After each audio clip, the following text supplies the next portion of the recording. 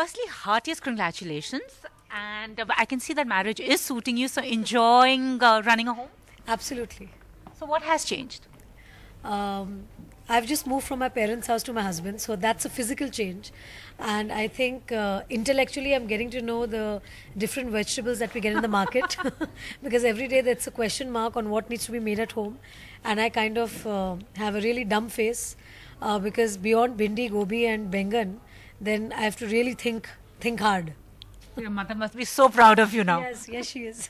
Okay, now coming to Mardani, you're playing a tough as nails cop, a top cop. So, a lot of your fans, your a very overactive Rani Mukherjee fan club has written, what made you choose Mardani over the other films that you kept rejecting? I think the very fact that in a nation where we are living today and the kind of horrific events that are being kind of known to us on a daily basis, whether in the Northeast there are somebody's head getting blown off, gang rapes, a 5-year-old or a 6-year-old girl getting raped by a 70-year-old, these kind of horrific things that we get to hear on a daily basis, you don't know where to vent out this anger. True.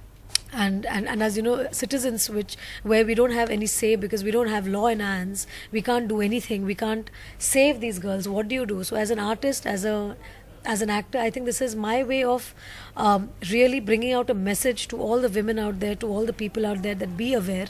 Trafficking is a huge a problem in the world today. It's a huge organized crime, and it's very important for we girls to empower ourselves completely by actually bringing out the Shakti, the Mardani in us. So I think it's my way of venting out the anger that I had and bring out a very positive message at the end.